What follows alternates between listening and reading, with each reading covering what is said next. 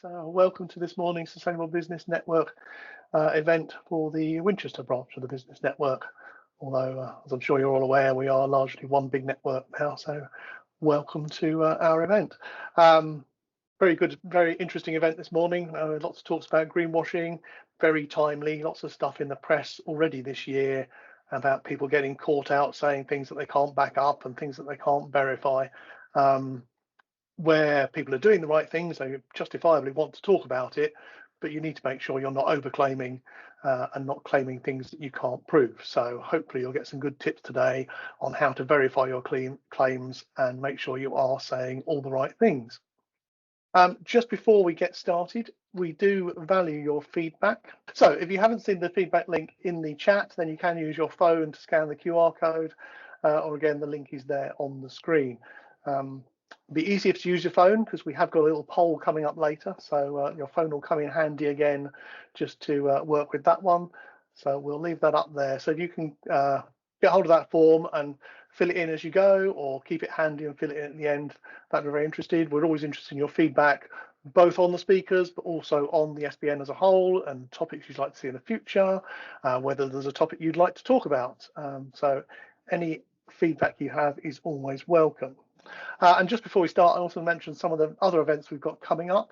Our next event is only a month away, so March the 15th. We're going to be talking about hybrid working and how reducing your commuting impact and how that also can reduce your carbon impact, but it doesn't necessarily reduce your carbon impact. That's all part of your scope 3 and making sure you maximize the advantages of having people working remotely by not overheating offices and not having too large an office and that sort of stuff. So do join us for that one if you can.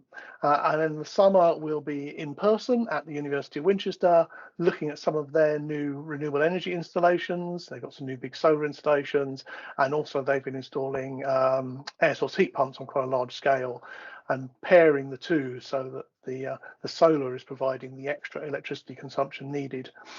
So giving them really efficient heating, but also relatively cost effective as well. So look out for that one as well. So I think that's everything from me. So I shall hand over to Sam, who will go through the legal positions on your environmental claims. Good, perfect. Yeah, well, thank you, Duncan. It's great to see so many of you here this morning. Hopefully this will be a really engaging and useful session, so hopefully you all enjoy. Just to introduce myself quickly, I'm Sam Jones. I'm one of the climate and carbon consultants at GP Environmental. I've been there about 2 years now, and I commonly undertake sort of carbon footprinting verification projects, looking at implementing environmental management systems, and then looking at the sort of wider environmental strategy, especially with relation to things such as net zero. As a part of that, then obviously we need to be aware of some of the relevant legislation, some of the new legislation that's coming out, as well as some updates to the legislation. So over the next sort of 20 minutes, I'm going to highlight two pieces that are becoming quite relevant to SMEs and are quite commonly changing over the coming years. So the first one I wanted to really touch on was, I can't move the slide, why not? There we go. Was biodiversity net gain, which I'm sure quite a few of you are already aware of. Now, this legislation was introduced during the Town and Country Planning Act, inserted via the Environment Act, and it really aims to leave natural environments in a better state than before development took place. And when we think about developments, it used to be the case that these were primarily concerned about sort of housing estates, business and recreation parks. But actually, quite recently, we're starting to see this come down and start to influence sort of SMEs and slightly smaller sites. So, like I said, it used to be the case that really it was only the larger sites, but now from the sort of 2nd of April 2024, we're starting to see these smaller sites influences on SMEs. And for those of you who aren't aware, the biodiversity net gain legislation basically stipulates that all planning permissions in England now need at least a 10% biodiversity net gain as part of a development for all sites from the 12th of February 2024, with smaller sites being included from the 2nd of April 2024. So ways to achieve if you were to become included within the biodiversity net gain legislation, there are sort of 3 ways we can help improve the sites developments. The first is what we call a one site unit, and this is to create biodiversity in the sites that we're working on. So if you develop a new house on a particular site, you will increase the biodiversity on that land. Equally, you may help to develop the biodiversity of an off-site unit. So it may be the case that you can't develop the biodiversity of the direct site, and you will help to develop an adjacent site or a site further away. But equally, there is a third method in which, if we can't develop either the site that we're working on or an extension of a site, there are now statutory biodiversity credits. Now, these operate a little bit like carbon credits that you may be familiar of. They're generated from sites where biodiversity has been increased, credits are generated, and then these can be bought by other people and other developers, which provides a funding stream to further develop sites. Biodiversity is often measured using sort of an index or a metric. And this is really where we're measuring the number of species, the types of species, and things like that. There are sort of multiple ways you'll need to include a plan as part of a biodiversity net gain development or as part of that. And really that includes 4 quite simple steps. The first is really just to provide measures to minimize disruption. The second one is to provide indexes for the pre and post biodiversity of the site. As again, we talked about, this is measuring the types of species before development and then the type of species after development, the numbers of those species. Equally, you have to register the biodiversity index of any registered off-sites. These may be adjacent sites, sites that may be influenced by a development. And equally, if you've chosen to use biodiversity credits, you would need to include those within the biodiversity net gain plan. So naturally, it is a very sort of piece of legislation that's evolving quite quickly. There's lots of different pieces of legislation that influence biodiversity net gain that we have to be really aware of. And I've listed sort of 6 there, and I won't bore you with reading them all out. But really, I think what I want to highlight here is the importance of maintaining things such as an up-to-date legal register, either as part environmental legal register, that is, either as part of an EMS or a wider sort of environmental strategy. So that's the first sort of key piece of legislation that I think everyone should be aware of. It's changing so quickly at the minute. So that was sort of a whistle-stop tour really through biodiversity net gain.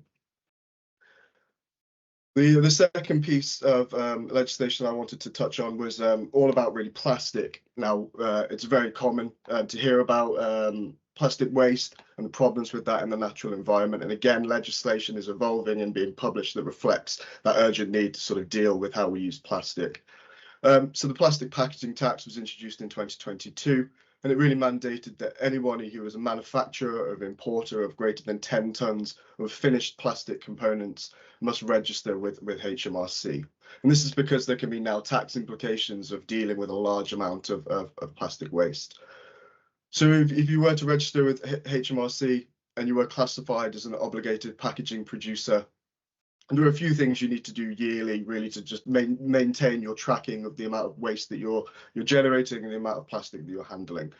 So if you are obligated as a packaging producer, you need to register, obviously, as a packaging producer. You need to meet the recycling obligations that are being updated quite recently.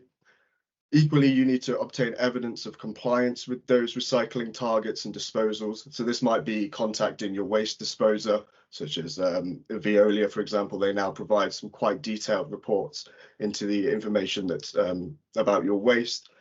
You then obviously have to submit a certificate of compliance with the packaging tax regulations, and you have to do that by the 31st of January, really, each year. If you are worried about the legislation about this and not sure about the steps, if you think you may fall under this bracket, HMRC do actually provide a really good overview of what steps need to be taken to avoid, or at least to register with the plastic packaging tax. The evolution that we're seeing quite recently is that on the 1st of January now, this was actually updated to include targets for wooden products and wooden waste. And again, the overall recycling targets have been sort of improved and updated. And this is as we move towards those more sort of circular economy principles, where we're putting an emphasis on recycling and reuse. Again, with the evolution of this legislation, it's important to reiterate the importance of keeping a sort of up-to-date environmental management system or legal register to make sure that you're in compliance with these, you're not caught out, and you're all up to date. So really, as an extension of the plastic packaging tax, the draft packaging waste regulations that are being considered at the minute, and these should be published around 2024. Now, a lot of the changes that these are going to introduce are really just redefinitions of such things such as what is household packaging. It will clarify the divisions between brand owners, packaging fillers, importers, and first owners. All of these have subtle differences with how they interact with reporting packaging waste, how they're influenced by that, and it's important to understand which bracket you fall into. But equally, and this is where we're starting to touch on the idea of sort of greenwashing. It's this draft legislation is now starting to consider the requirement of the Environment Agency to publish a larger list of producers. Now, I think this is a really important topic because as part of avoiding greenwashing, we need abilities to sort of fact check, do third-party verification. So now when sort of firms or producers claim certain things around their plastic packaging, whether how they dispose of it, how much they generate, how much they use it, we're now starting to see repositories of information where these things can start to be tracked and checked. So I think that's a really important thing to sort of note about plastic packaging waste in relation to sort of greenwashing. And then as we move to sort of more circular economy principles, how we're looking at recycling that waste and reporting that waste data. So as I've touched on with greenwashing, sort of verification and third-party verification, the Advertising Standards Authority is also starting to produce evolutions in its guidance, in line with guidance about avoiding greenwashing and green claims. And now they've had a guidance out for, I believe, about 10 years now, but in June 2023, they've clarified a lot of things on how businesses should really try to avoid avoid greenwashing in their communication of sort of green claims. So the first of these were really that organizations shouldn't omit some significant information from their claims. Now, in the context of, say, carbon reporting, for example, this may be where they choose to emit a scope 3 emissions, obviously a large proportion of a carbon footprint. This may be to avoid reporting their overall number, which may be very high. So it's important that we really represent the full picture and not admit a significant portion of information. Sort of in conjunction with that, then, we need a sort of a high level of substantiation. So it's okay for me to state that I produce, for example, 100 tons of waste, or at least I've reduced 100 tons of waste, but how have I substantiated that? Have I had it verified? Have I had it third-party verified? What are the methodologies that I've used to calculate that waste? How can I be sure that what I'm stating is true and accurate?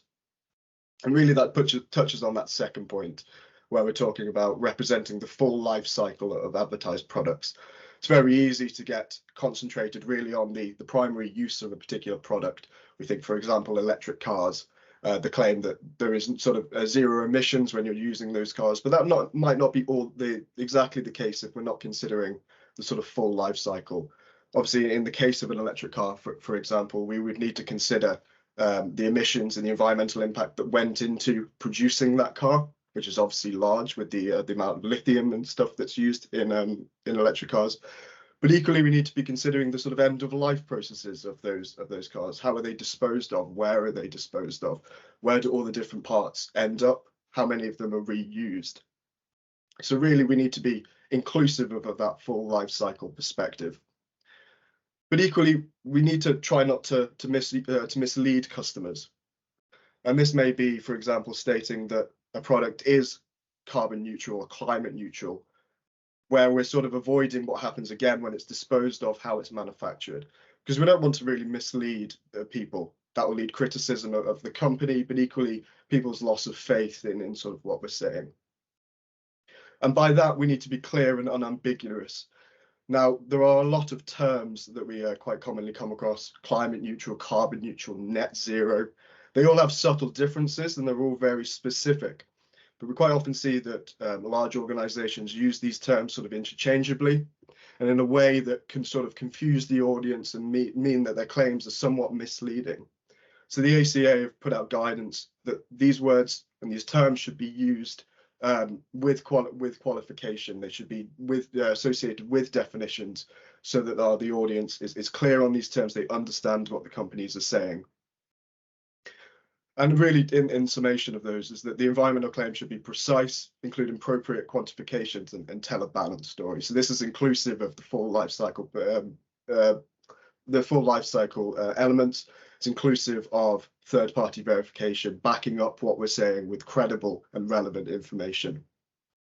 Now, the ACA do publish a whole list of further information. Be sure to check out their website. It is very useful. But really, these are all built around principles of avoiding greenwashing and green claims, which are really split into 6 main ones, which are reflected in the ACA guidance, of which I've gone through. The first of which is to be transparent, truthful, and accurate. Again, what is the methodology we've used to calculate our claims? Have they been verified? Are they third-party verified? Is what we're saying truthful? Am I publishing all the data to make sure that it's third-party? It can be checked. But equally, am I making fair and meaningful comparisons? We've actually seen quite recently sort of litigation going on between companies who have claimed one thing about their product in relation to another that maybe just be inaccurate or false. And again, we want to avoid doing those things so that we're drawing sort of fair and meaningful conclusions, not misleading our audience, providing sort of the best information that's available.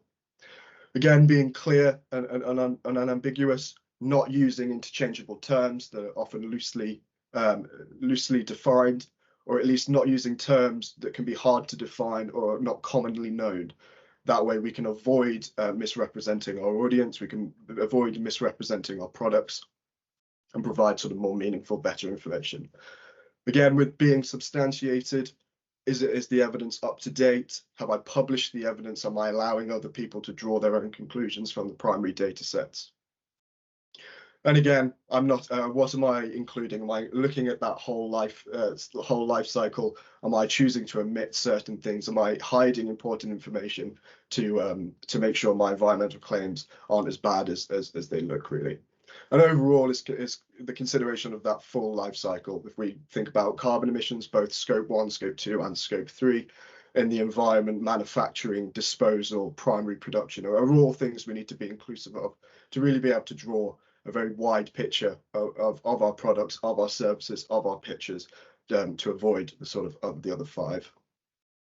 So that's really a whistle-stop tour through the 2 key sort of pieces of legislation that we should all be aware of, especially SMEs, now that legislation is changing to be more inclusive of scope.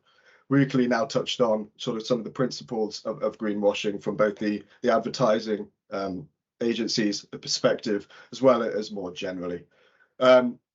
I'm happy to sort of field any questions about anything that was talked about or anything any wider. Equally, if you are considering some environmental initiatives or anything wider, please don't hesitate to reach out. I'm always happy to have sort of further conversations. But yeah, I'm more than happy to field any questions and go from there. Thanks, Sam. Yeah, as I say, if you pop all your questions in the chat, that's really helpful. I just had one actually myself while people are typing.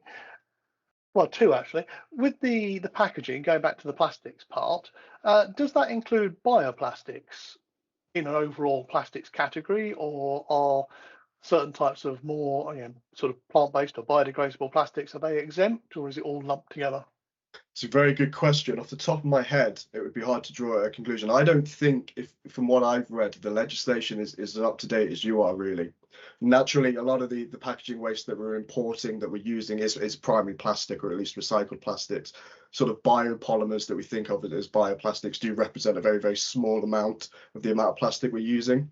So really, I think the legislation, trying to be as broad as possible, really only talks about in any specific detail primary plastics and the hydrocarbon-based plastics. But I would imagine that as time goes on, we would start to see at least tax incentives or exemptions where people are using large amounts of biopolymers. But no, really good question. As I understand it, I'm not sure there is a huge amount of guidance around the use of bioplastics in its current form. Okay, thank you very much. One to look out for then. And just the other thing, with the plastics packaging and packaging more generally, am I right in saying the onus on compliance has now moved entirely to the producer, whereas it used to be shared by users and you had your packaging recovery notes. Has all of that gone now, or is that still No, in place? that is very much still the case. So alongside? that's known as extended producer responsibility. So a little bit like we're seeing again with carbon emissions, how we're starting to see emphasis being placed on the big producers rather than the individual. It's exactly the same now with the producers. Obviously, there's a trickle-down effect where there's a few key players producing a huge amount of plastic that trickles down to everyone else. And we're starting to see legislation sort of catch up with that and start to place onus, as you say, on the sort of primary producers. Yeah, it falls under a piece of legislation known as extended producer responsibility. Right, thank you very much. And a couple of questions coming in the chat now. So Dario's just asking about independent consultants and what sort of third-party verification is available if you want to try and claim something in your product. Do you need to employ a consultant to do that for you, or are there simple mechanisms that maybe is more accessible to a smaller organization? Yeah, absolutely. It's a great question. And there are other ways than employing sort of auditors or consultants, which in some cases can be quite expensive. There are some quite affordable ways to get consultants involved, even on the small scale now.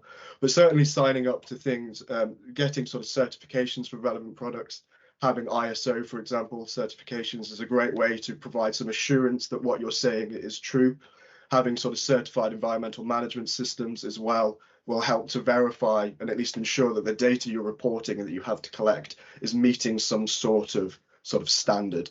So I would look at where if I was considering a particular type of product, or at least I was considering making a certain type of claim, if I don't want to go down the third-party verification route of, say, for example, bringing in consultants to have my carbon footprint verified, I'd look at is there an ISO standard that I can be certified under? Is there another type of certification that can be used? And then things like that. Yeah. So Wendy, did you want to come in on that? Just very briefly, I think Daria might be looking over my shoulder there, actually. We've got some content coming up in just a moment that talks specifically about ISO and what the central tenets are for that and why you might want to go for an external audit or not. Thank you very much.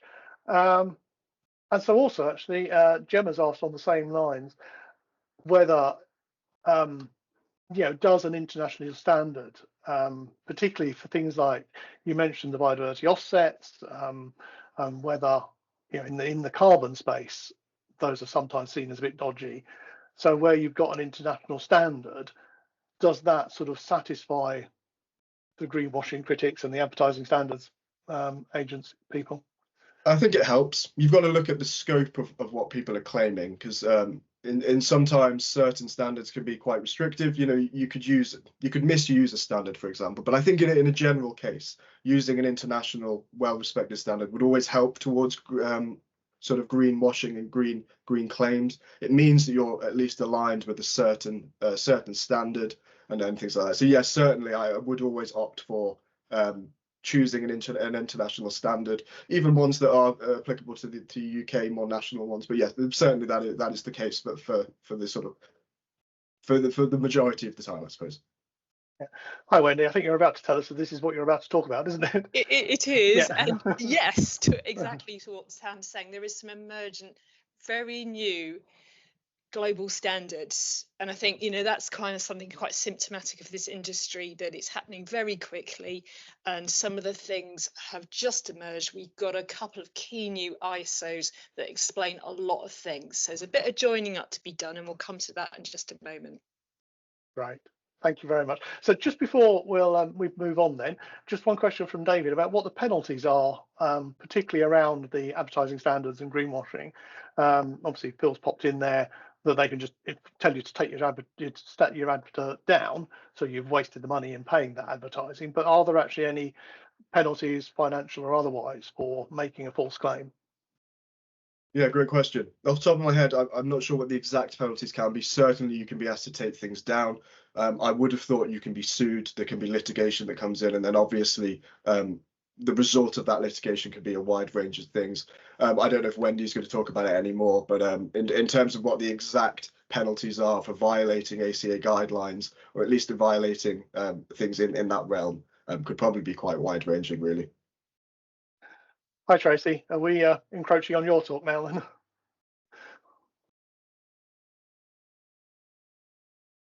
Oh, we can't hear you, Tracy.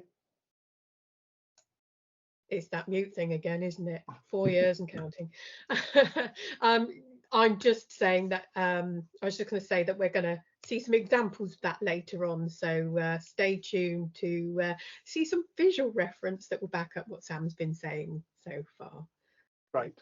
Thank you very much. In which case, we will move over to Wendy. And just before she starts, so Wendy's got a little poll just to see what your sort of stage where everyone's at the moment. Have you made a green claim over the last 12 months? Numbers will move around, so please do keep voting, and I think we'll certainly circulate what this is in the final version here. And wow, we're seeing the vast majority of you actually saying yes, you have made a green claim in the last 12 months. That's great. We will just move on in the interest of time. Has your business made a green claim that you feel was inaccurate or overstated in the last 5 years? This is very comforting, actually. No, being a large proportion of this. That's really good, really good. A few of you there being super honest. Thank you for being so candid and saying, yes, there were a few. If you are making those claims regularly, what do you feel the benefits are? Letting our customers and stakeholders know what we're doing. Really important, just under half, differentiating ourselves from our competitors. So if we look at these two, very much commercially focused, that's great. Peer support for our industry. We know that if we do good, others will as well. Let's make it the modus operandi within our industry. And we want to lead by example. These are all fantastic reasons to do it. So some great benefits coming from there. And that's just reloading, probably because so many of you are putting your entries in. There we are. We're all good. If you're not making a green claim, why are you not doing it? We are not confident how we want to articulate it. Or hopefully everything you're going to hear today is going to help you be confident with that. Let's have a look. We're not doing anything green. Okay, we can help you with that. We're waiting for someone else to say it first. Okay, so looking for that peer support. That's interesting. Great.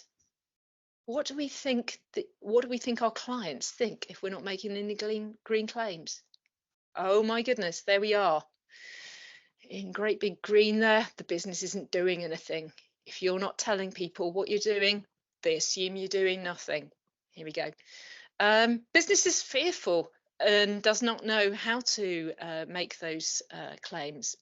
Okay, an interesting set there. We'll keep this open, as I say. We can circulate the final version. I know there's still quite a few more of you on the business. I think there's about 8 on the call. I think there's about 84 of you online right now. So please do click away. That link will stay open. And if we get time, we might just revisit that in a little bit. I'm going to now jump into my presentation. Just need to swap screens a little bit here. There we go. We'll move forward then. This is such a shocker.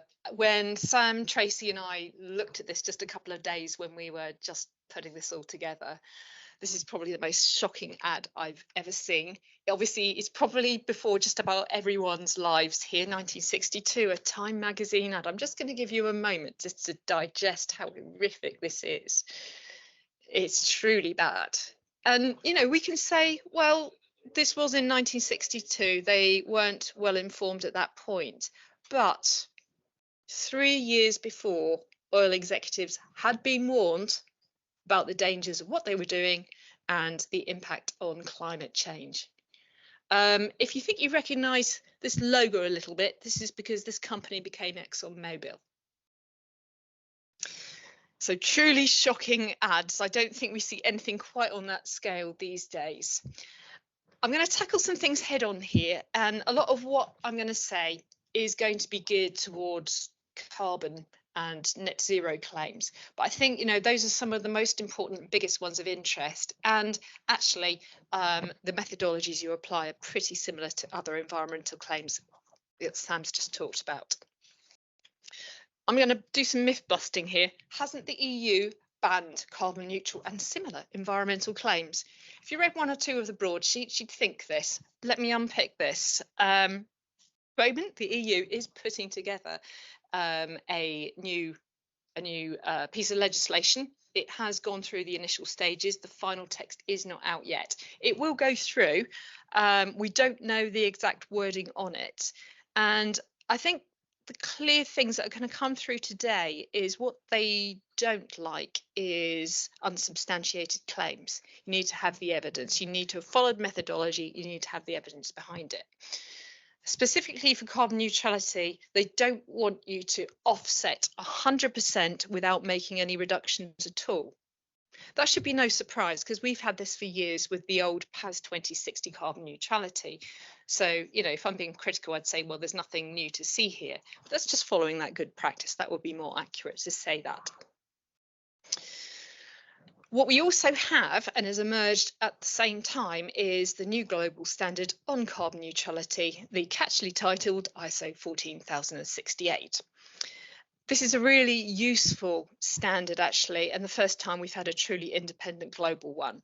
You can't talk about carbon neutrality without mentioning net zero, and this standard does just that.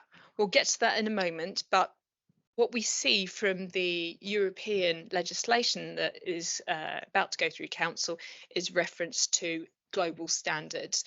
It's just unfortunate that 14,068 wasn't quite out at the time they were prepping that, and both came out at the same time. But if you listen to various folks, including ISO, they think that the ISO 14,068 will be fully able to meet EU requirements. We can read across there, obviously, for ASA as well, that Sam's touched on. I know Tracy's going to talk about that methodologies that are recognised are the key thing, and here we are with a global standard, so that defines it quite nicely. The EU is also at pains to point out that it actually likes carbon offsetting. It does encourage you to buy carbon offsets, and it is keen for you to promote them from this perspective of the peer support that we're seeing in the poll, etc. It wants industry to be transformed. We know from science-based targets, without the beyond value chain mitigation that they call carbon offsetting, that we won't meet those 2050 net zero targets. The finance just isn't in there. I'm going to say something about the media, and there've been some interesting things in there, and they're not always accurate. I know quite a few on this call have often had words with me and said, well, in my industry, people pick us up in the media, and actually it's rubbish, it's not accurate. And I think a little bit of what we've seen maybe over recent times has been the same thing. So there was a piece in The Guardian that was having a go at some particular types of carbon offsets. Do I blame the journalist? No, but I recognise the kind of pressure that these guys are under. As it was, this piece in The Guardian, I think by a chap called Patrick Greenfield, has been completely debunked. If you follow that paper link there, it explains why. But let's sympathise with the journalists for a moment. They have crazy deadlines and selective quotes. And just looking at that Guardian piece there, the other thing I'm struck by is there are 3 ads on that piece that I can see. Obviously, the Guardian is good enough to not to put a paywall in place, but obviously they do need to make some money, and a lot of that is on ads and click-throughs, and all that means that's within their model. And if that is a compromise sometimes to the editorial, there we go. So just be very wary what you do read in the papers, even in some of those respected broadsheets, because they do get it wrong. It's not always their fault, but they do get it wrong, and some of these things can circulate very widely on social media. I'm going to stick with The Guardian because I do like The Guardian, and there's actually another piece slightly ironic that they ran on some of the pieces in the media and advertising that actually were trying to debunk climate change overall. So these are the sorts of things we were seeing in the papers a few years ago. So perhaps it's not a surprise that with some of this newer science around net zero carbon offsets, that we have these similar things, similar inflammatory headlines appearing. There's a link at the end if you want to follow those. Those are quite amusing. Moving on then to ISO 14068. This is the new global standard on carbon neutrality. And there's a QR code on there. You can get a summary of what it is, which is useful. There is a small charge to use to get the full documentation, but that is all that you will pay. And I think one of the central tenets really of ISO is these are the standards, or the recipes, if you want to call them that. They do not give you anything prescriptive about having it externally audited. It's not their role to do that.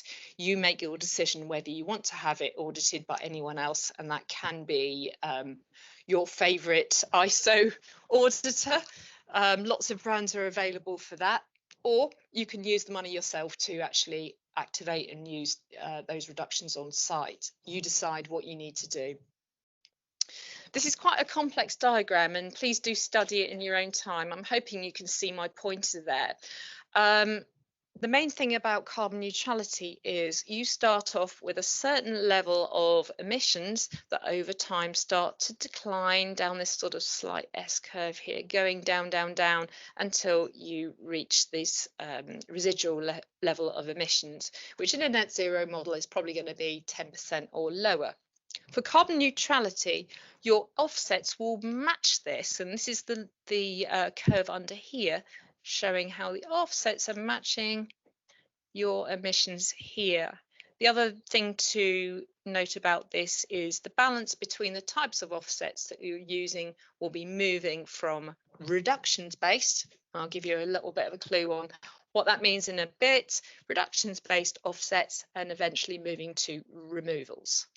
Okay, and that's how that works. The difference here between this and the old PAS 2060 is that in the initial stages of your programs, if you're not making any reductions, you can't make a claim for carbon neutrality. If you remember back to the days of PAS 2060, it's enough to have a plan in place saying, yes, we're going to reduce. So in year one, you could claim neutrality if you're offsetting, but not with 14,068. The Oxford Principles are often cited, though few people in my experience actually know what it is. This is actually pretty useful, and what it does describe is how carbon offsets are used on this pathway to net zero. That's a useful read actually, and it does again describe how you're going to transition from using reductions based offsets to removals. I've given you the QR code there so you can check that out in more detail. The other thing I'd like to point out is the Oxford Principles desire for you to market what you're doing. Adopting these principles and publicising what you're doing helps to create demand for the offsets that are net zero aligned. And it really does create the right atmosphere really within your industries. So I think that's a good thing to have. So that's completely free to download. So do grab that. There's a link at the end as well if you need that. Carbon reductions versus carbon removals. Just a quick reminder of what they are. On the left, reductions really are renewable energy or avoided energy use. So we've obviously got here wind power, we've got solar, we've got clean water projects, and you'll generally find that these are in good supply and would be less than £15 per tonne. Carbon removals, on the other hand, are more expensive, and some of the methodologies aren't that proven yet, so there's a little bit of nascent technologies going on there. Depending on what you go for, these can add a couple of zeros on from the £15 that I said just a second ago. So here we've got an afforestation, planting of trees, we've got a biochar, we've got carbon capture and storage. Direct air capture would be one of those as well. If you want to go for something like that, it's probably going to be more than £1,000 a tonne, just to give you a sense of what that looks like. This is ISO's definition of net zero. Okay, this came out about a year or so ago. This one is completely free for you to use. So you don't need to use any one branded version of it. This is the one you want. So do scan away on that one and follow that. That's very, very useful. What I really think I'm saying here is now ISO has caught up. ISO has caught up on these standards. It's the one to go for. There are various definitions of carbon neutrality and net zero that have been about. ISO is very probably the best of all of them. They have hundreds of scientists working on it. It takes a long time to pull these things together, and once you've got the documents, it's free to use. I've got to say something about science-based targets. It's not that I dislike science-based targets. I don't. I think this is a good program. It's just a little bit different. It isn't as truly independent as ISO is. Obviously, if you're going to go down the science-based targets net zero route, then you are going to pay some money, actually quite a lot of money. It isn't cheap, and it's quite a lengthy process that arguably is best suited to corporates. I know we've got a lot of SMEs here in the session, and I'm not sure that that would be the first choice for you. Whereas if we look at the ISO's net zero, it is free to use, it's very, very robust. And yes, you can get it assured by your favourite auditor if you want, or you can save that money and use it for your programmes. That's your decision. Which projects is it best to offset with? Should I only use removals? Well, hopefully what I've shown you there is you need to be doing that reduction first. It's always going to come first. And I think maybe this little anomaly has happened because someone lifted this diagram from the Oxford Principles. It got quite famous, but it got the headings and the footer extracted from it. It was at pains to say, look, this is an illustrative example of how you might mix your offsets between the reductions and the removals, and a lot of people took it verbatim. So I think there's one or two industries that actually went straight in and said, okay, we'll have X% of removal offsets straight off the bat, and obviously those weren't available and they were very expensive and people got quite annoyed. So just to say there, it's got to be reductions first. We need to take that loading off of the grids internationally. Then obviously the removals go from there, and removals are going to keep going obviously post 2050, because we still need to take that CO2 out of the atmosphere. How do we make a good claim? I think we're already piecing this together, and I'd urge you to go get those ISOs. Those are very straightforward to follow. One of them's completely free. One of them is a few pounds, but it's really very, very little money, and it will be very well spent. Yes, certainly get it verified if you want. You'll probably know commercially how you feel about that and how your market would view that. You have lots of choices of where you could go to get things at least verified by a consultant, if not using one of the folks like BSI or LRQA, folks like that. On your own side, publicly disclose it, okay? On your website, on your marketing collateral, it all needs to be there. You do need to be showing, as Sam said, show that you followed those standard methodologies and keep that evidence right nearby it, okay? In this day of hyperlinks and QR codes, even on the, the prettiest piece of marketing collateral, I'm sure you can squeeze a hyperlink on there. Disclose it on third-party databases. Brand new, we've got the Carbon Database Initiative, CADI. It's a major thing from Carbon Footprint. We're doing this, it's completely free.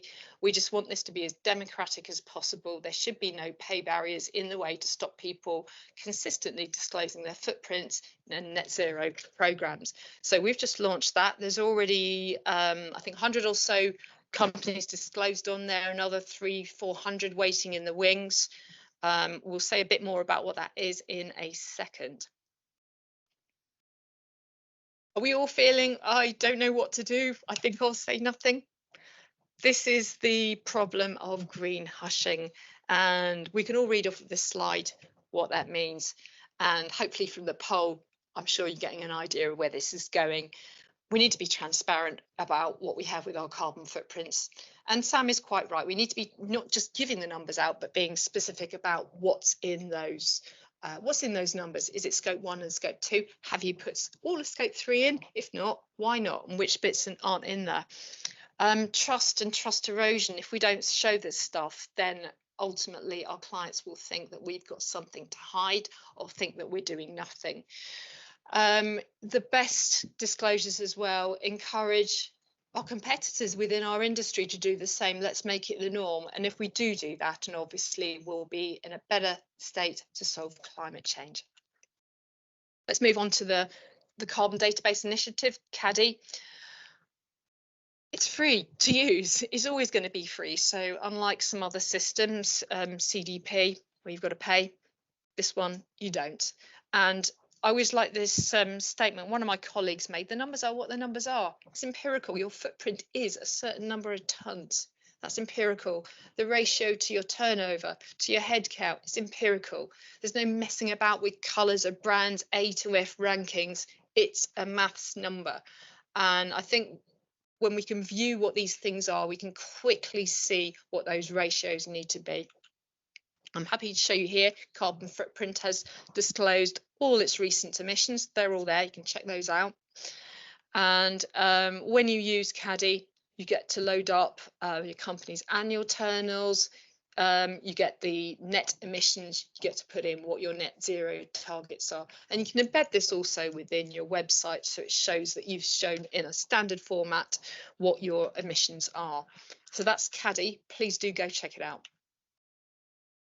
To summarise here, make sure your green claims are based on evidence, and that evidence is really close by to your statement. That's really key, and I'm sure Tracy's going to pick up on this as well. Sometimes, obviously, we're doing marketing collateral. We work between different departments, and maybe once in a while, a marketing agency might get a little bit overzealous with it.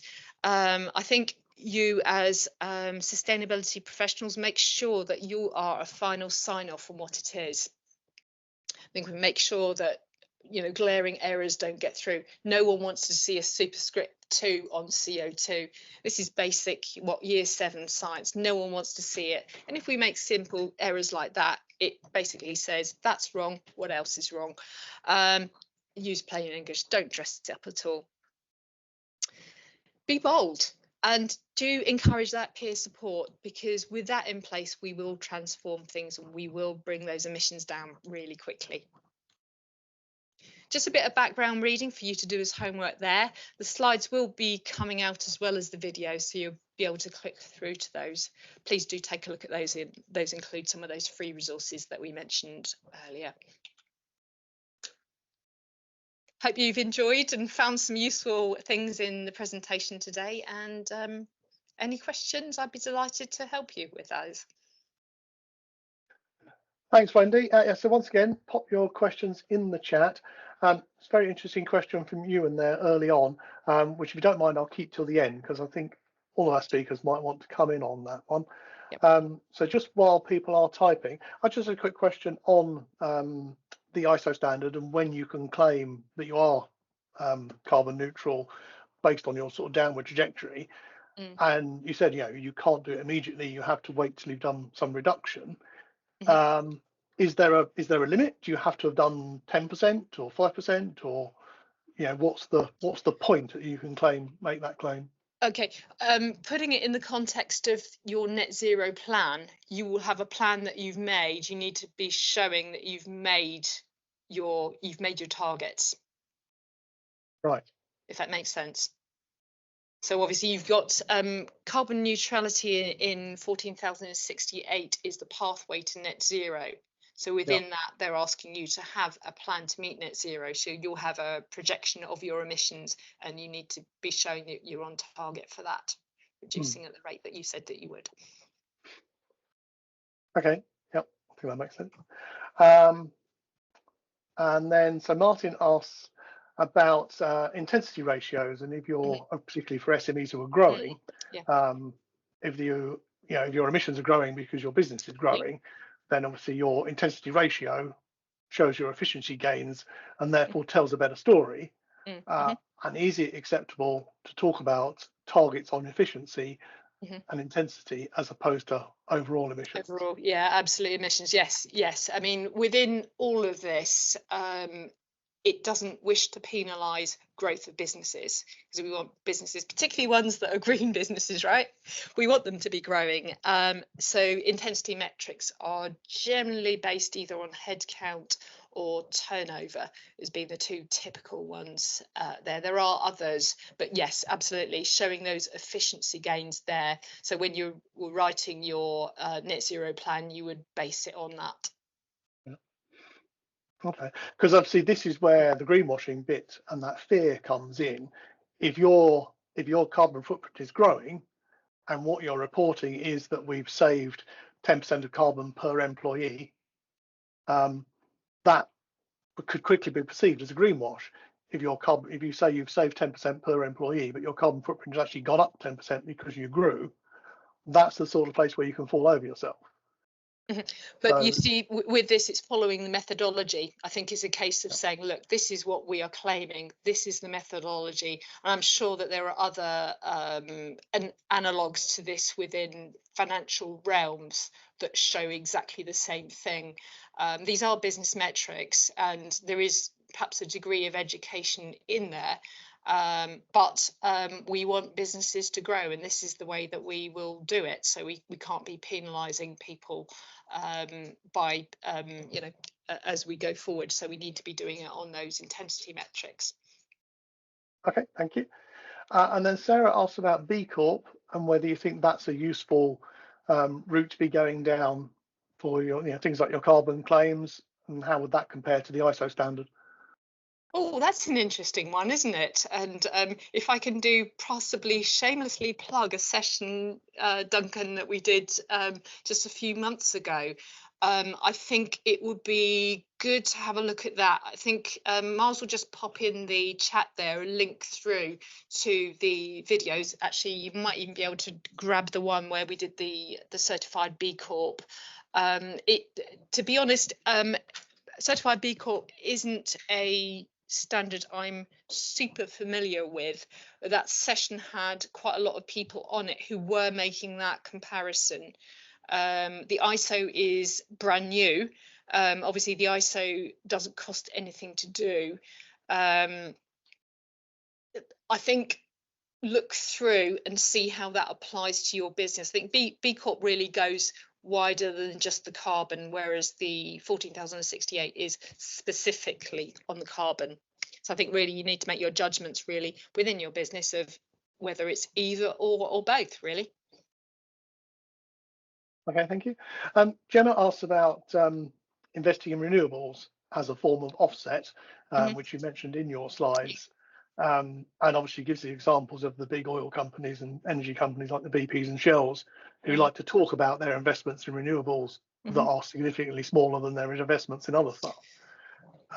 So yeah, she's just asking about the acceptability of that and how you couch it. Right. Okay. Yeah. I mean, renewables offsets are really good quality. Obviously, go for ones that do have the international standards. The bit that's going through now is with the ICVCM, the International Council on Voluntary Carbon Market, bit of a mouthful, the core carbon principles. Verra was the first organisation to put its portfolio in. Those are all expected to go through in the next, within the next month, actually. Those are excellent choices because they do specifically target getting carbon off of grids, which is really important for us to do. As we say, before we start really doing removals in any volume. And they are a lot cheaper, so it's getting that base load off of the grid really. So long as you're using an international standard that has CCP, core carbon principles, then it's spot on. Okay, great, thank you. Good point from Daisy there, asking about small businesses working with very large businesses. So I mean, they are guess they're one of your clients, but they've got their carbon footprint done. They're also B Corp, so they're obviously doing lots of stuff. Yeah. But they're getting asked questions that are not covered under those standards by the big companies. And I know this is a problem because one of my colleagues is just doing one at the moment, which is 200 and something questions long. Oh my goodness. And yeah, if anyone has any ideas how you bypass that, I'd love to know. I think if there are some specific questions that are not covered by the ISO and the B Corp, then maybe that's something to offline and have a look at. You know, within the various schemes that we see, I'm always surprised how wide ranging that things are, but I mean that will relate into your client and what their business is. Maybe we can offline that and just understand a bit more about what the specific comment is with that. But I know, I mean, it's a big problem for a lot of organizations. And with some of the questionnaires you get, if you've got ISO 14000, if you've got 18000 for your health and safety, you can bypass some of those questions. But it is, if you can build that relationship and your customers come to, your clients are trusting you a bit more, then maybe you can bypass some of those questions. But unfortunately, it doesn't always work that way. Time is moving on rapidly, so we'll have to wrap this up in a second. Just mentioning Christopher's comment about scope 3 and how sometimes your carbon footprint expands because of the way your reporting is expanding. And I know that's definitely true for ourselves. I haven't got all of our scope 3 in our carbon footprint yet. So although our carbon footprint is looking great on our carbon reports at the moment, it's going to be massive by the end of this year as I start to lump more of that in. So yes, and that's part of your carbon reporting. If you've had a massive increase, then explain why you've got a massive increase, and it's because you're reporting better, and that can only be a good thing. Indeed, and ultimately, if you've got all of your, at some point you'll get all of your scope 3 in, and that will become a new baseline for you. It doesn't mean that you wipe everything else under the carpet following that, but obviously it does mark a new sort of stake in the ground when you've got that extra scope 3 in, which is exactly the right thing to do. Okay, so Tracy, can I hand over to you? Okie dokie. So just a little background about me. So I run Purple Lily Design, as I have done as a sole trader for the past 18 years. Before that, I actually worked in quite a few advertising and marketing agencies across the UK. And even before that, I did a degree in graphic information design, where my final year dissertation was actually on advertising and how pressure groups and NGOs use them to campaign against companies, which actually included one very large company at the time called IICI. So that's just a little bit of a start there. So the idea about not getting rinsed by greenwashing is that, you know, there is a saturation out there. There is a lot going on. We don't want to stop talking about things, but there is a right way of communicating. So just in case anyone doesn't know about what greenwashing actually is, because, you know, we've gone ahead and assumed so, it is about the practice of making unsubstantiated claims or misleading claims about the environmental benefits of products, services, technology, or company practice.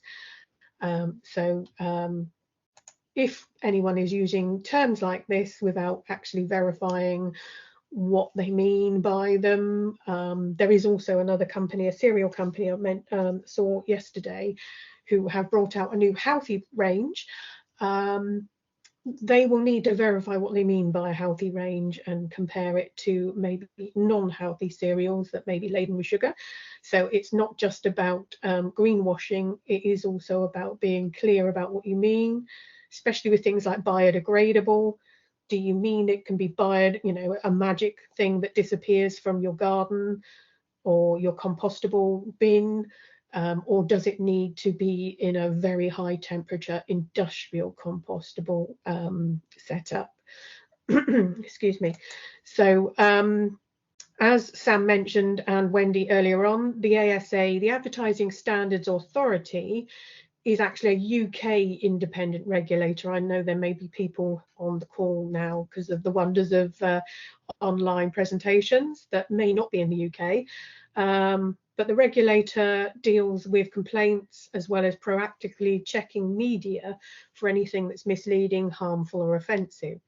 So it's looking particularly for claims that are not clear, not truthful, not accurate, or not that they are misleading, and that environmental claims need to be full life cycle of the advertised product unless otherwise stated. Claims that are based on only part of advertised product's life cycle can mislead, and I know I saw in the chat earlier on about oil companies saying that they have invested in green structures or infrastructures, but also are carrying on as normal.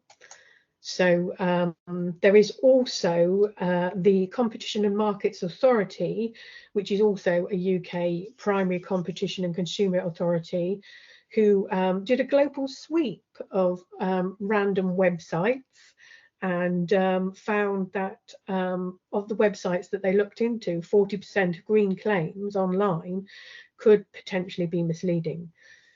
So some examples that we have here is that car manufacturer that often gets its name misquoted, so it's Hyundai, I believe, have placed adverts out in the world that say that their car is so beautifully clean, it purifies the air as it goes. What this doesn't back up is the fact that although the onboard air filter is designed to produce cleaner air and allow fuel cells to work properly, it also still creates pollution, specifically tiny particles from brakes and tyres. So if it was not a hydrogen fuel cell, if it was an electric vehicle, whichever that's the case, it still needs to think about the full life cycle of the claims, the manufacturing, the production, the importing to whatever country it ends up in, and the fact that it's still a vehicle on the road. So the Advertising Standards Agency would have suggested maybe looking into the bigger picture of that.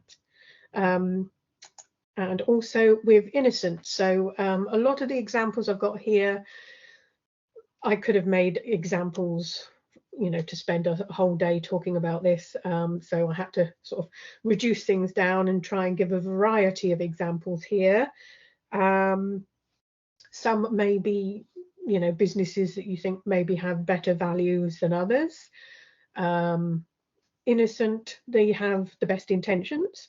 They released an advert last year, I think it was, that had a lovely little animation, a lovely little song about how, first of all, we're messing up the planet, we're doing terrible things to it.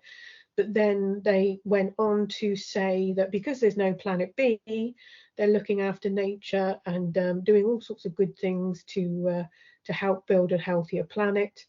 And it was suggested that this could be aspirational.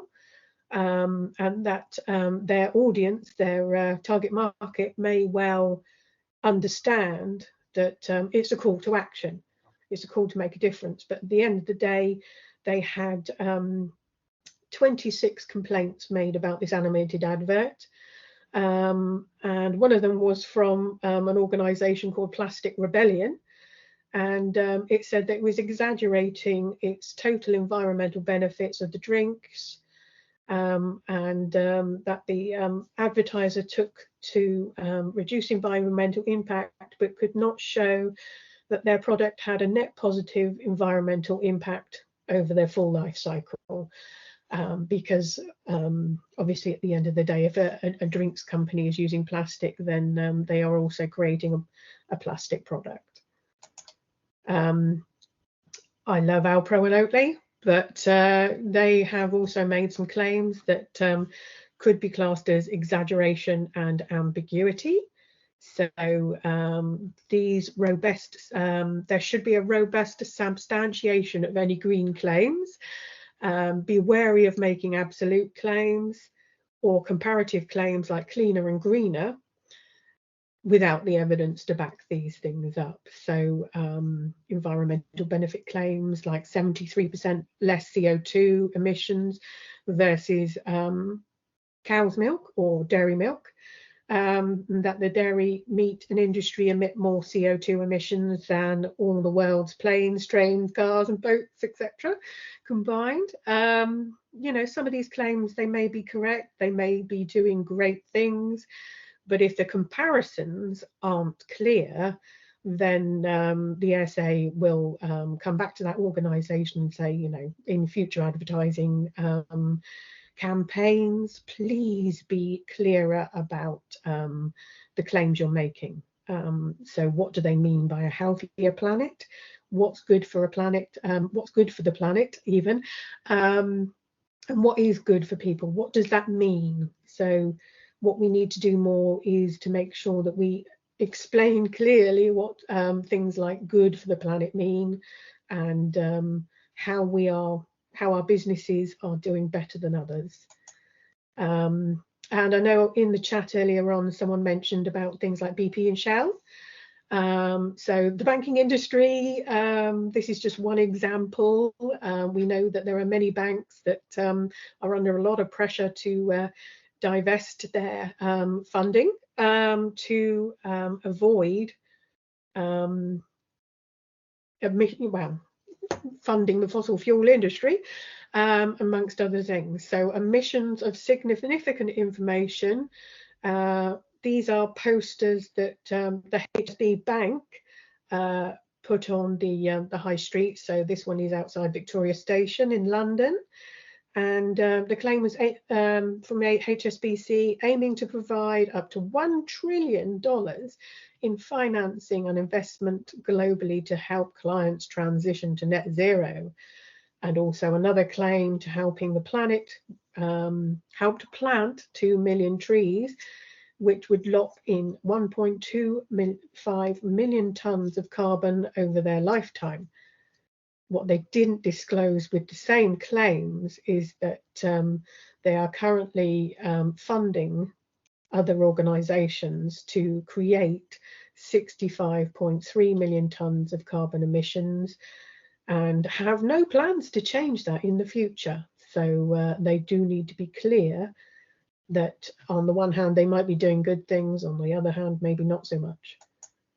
And we all know fashion is a big business here in the UK, and possibly I think the other ASOS and Boho maybe abroad. Georgia Asda, for anyone who's not in the UK, is a supermarket clothing chain. And UK consumers spend £54 million annually on clothing and footwear. I don't know where they're putting it. Their wardrobes must be huge. But it does also have an imprint on global carbon emissions. The Competition and Markets Authority also work with the Advertising Standards Authority as a competition and consumer authority. And they scrutinised these environmental claims. The language used was deemed to be too broad and vague. And if you put ready for the future, what do you mean by ready for the future? What is George for Good? What does it mean? Sorry. And what makes these items, you know, what makes them responsible?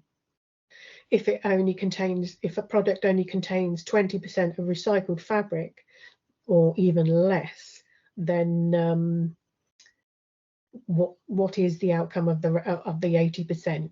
Where's that come from? Has it been produced from sort of, raw materials? Is it plastic? Is it something that's going to stay in the environment for a very long time? Because unfortunately a lot of fast fashion doesn't get sold and actually just ends up in landfill or incinerated. So they needed to be clear about the claims they were making then.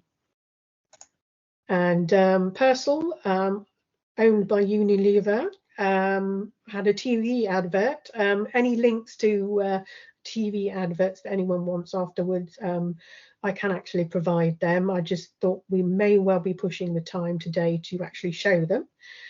But this Purcell advert works on the idea that because it can work on a lower temperature when washing clothes in a washing machine, that it is tough on stains, but it's also kinder to the planet. And so the Competition and Markets Authority wanted them to clarify what they meant by kinder, because obviously it's still a liquid-based cleaning product, which will actually end up in our oceans, on our seas after it's used. So they questioned the recyclability of the product. These things all come in packaging. Colours, imagery used for environmentally themed adverts. If you are showing something as being, really good for the planet, really green, but it's not, then the imagery isn't just about words. It's also about the it's the content used and the theme that is put into the marketing. And no presentation on greenwashing would be complete without airline use or use of advertising. And over the past couple of years, Lufthansa has been connecting the world and protecting its future. But the ASA currently says there is no environmental initiatives or commercially viable technologies in the aviation industry, and they haven't actually verified how they are protecting the world's future. Etihad were taking a louder, bolder approach to sustainable aviation. And of course, sustainable aviation is indeed an oxymoron. There is no sustainable aviation. And also Ryanair, lowest emissions in airline claims in ads, banned by the ASA. In 2019, they actually joined a top 10 of, carbon emissions bad boys in the EU. They were the only airline to do it, and I think everybody else in the top 10 was oil-based companies. So the lowest fares, the lowest emissions, the lovely green trees in the background would give the perception of a company that's doing its best. But also Michael O'Leary, who owns Ryanair, has previously denied that claims that the climate crisis was driven by carbon emissions. So you can't say one thing 1 minute and then change your mind the next.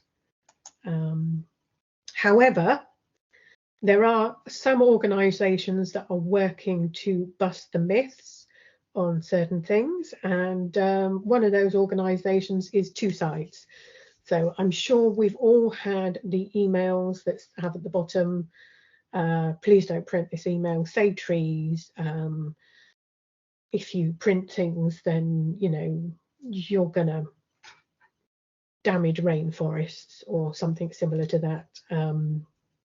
There is a campaign for the responsible use of print and paper sourced from certified or sustainably managed forests. We have the FSC accreditation, so Forest Stewardship Council. Emails do have a carbon footprint. The How Bad Are Bananas book calculates how much carbon footprint is in each email. And if you're sending large files, there are organisations, file transfer companies like WeTransfer, who are better to send large files with than emails. The claim by a lot of companies, especially utility and finance companies, that if you choose e-billing, you will help save trees, is an unsubstantiated claim that's misleading. and can have a lasting effect on consumer perceptions of the paper industry, which, if it's an accredited use of paper, will look at renewing their resources.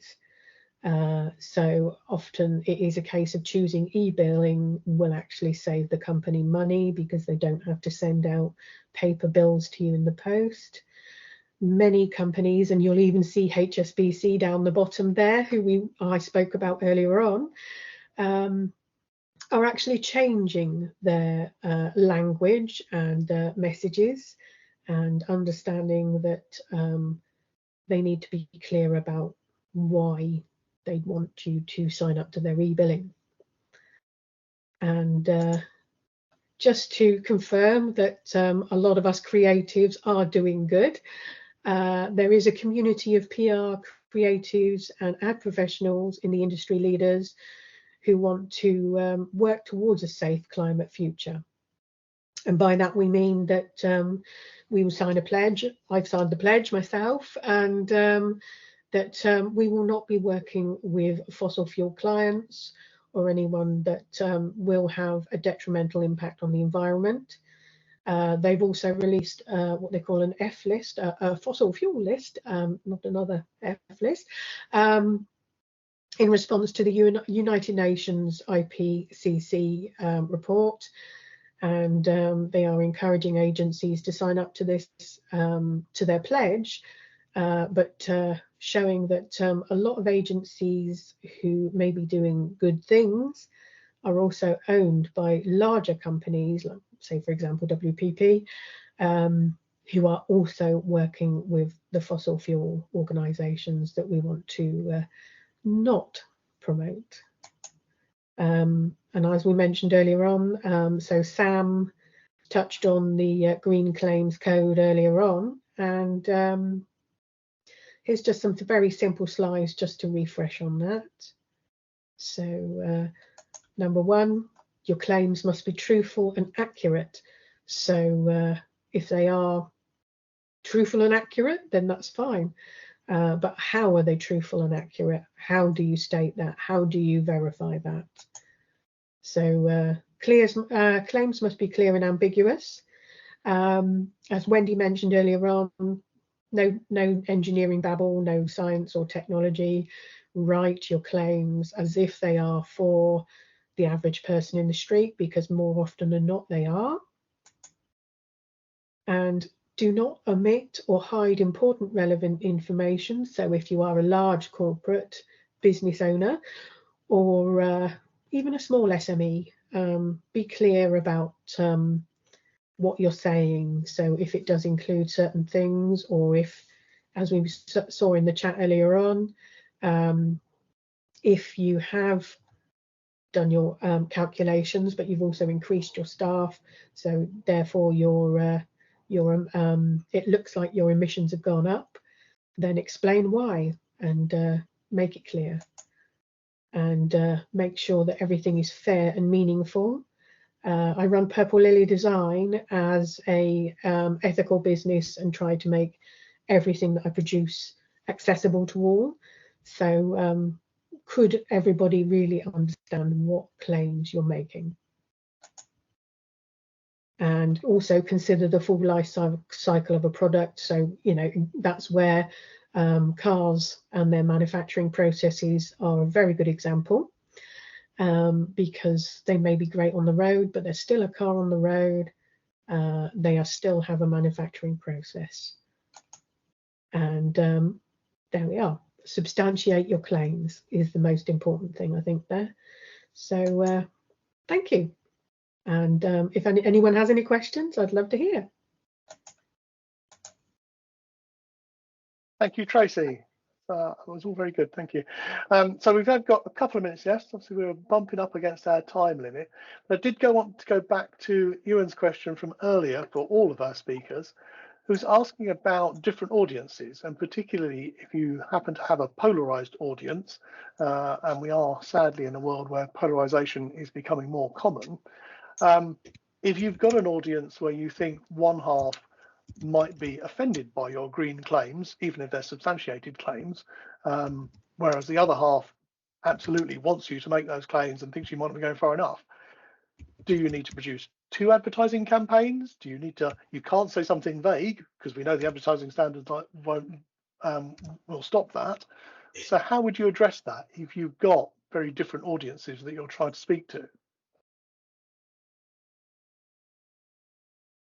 Is there a specific, is there a context around this? Obviously, I don't want to embarrass anyone online here. It seems like someone's had a particular experience. There could be quite a few answers to that, if we can get a little bit more context, if possible. Yeah, if you add anything. Obviously, you could argue that if your client is a climate denier, then maybe they shouldn't be your client at all. But that's maybe a slightly extreme. Mm-hmm. If I could come in, Yeah. there was a point made earlier that the data is the data, and the data shows sort of what it shows. And I think sticking to being truthful and accurate is really the best course to take here. If you've got people who are wanting one particular message, or another group that are disagreeing with you, can only be truthful, and you can only state what you've done in its most accurate, truthful way. So no, I wouldn't say that you should produce 2 different marketing campaigns. You should stick to your message, you should stick to the truth, and you should stick to what the data says, really. And that way you're persuading the people that are supporting your green claims, but you're not saying anything that's inflammatory. Tracy. I would say if you choose to, if you split test, pretty much, one of the splits may well be brought up and questioned by the ASA. So always be true to whatever business values you have, wherever your route is with your business. Stick to that, be consistent with whatever message you put out, and be consistent and transparent. As Sam says, the data is the data. If you find that it doesn't work for one of your clients or your target, maybe review your clients and your target, like you put, Duncan. If it is what it is, then you wouldn't be true to yourself and your business if you change it to one thing or another. Thank you.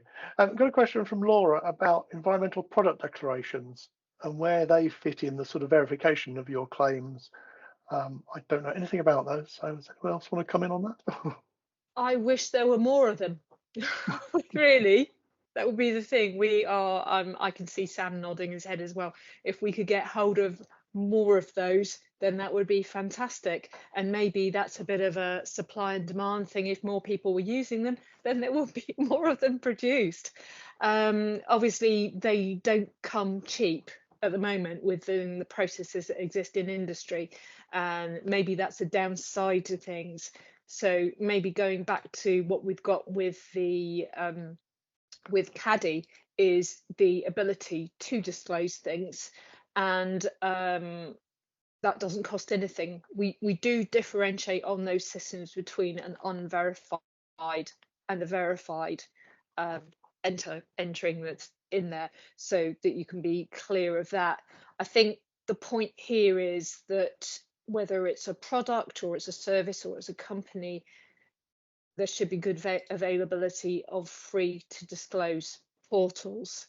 So we shouldn't be putting that cost barrier in the way, which arguably, and I think EPD is incredibly useful, but there still is a cost barrier there that needs addressing.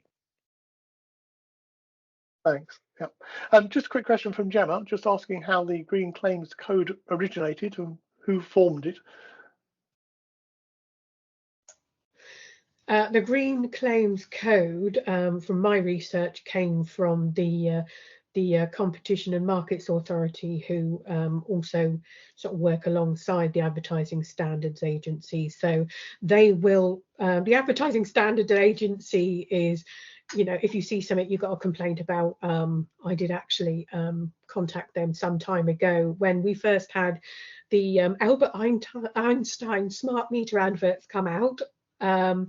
Once upon a time, in the very beginning, the claims were that your smart meter will help with environmental things, and on their own they will not. They just monitor the use of your energy. and so therefore it does need human input. They are not magic with solution, and they are also a product that uses natural resources to be created. So they will be the people that you would reach for complaints, and they were the ones that will contact people. If there is an issue, the company will be contacted by the ASA, but the the commercial markets people will, the Competition and Markets Authority will actually they're there to help businesses. So if you want to contact them, I'm sure that if you had any queries, they would be happy to assist. Great, thank you very much. That's a nice positive note to end on. So that is 11 o'clock. So I think we'll wrap it up there. I hope you enjoy the rest of your day, and hopefully we'll see you all next month for our next session. Thank you very much.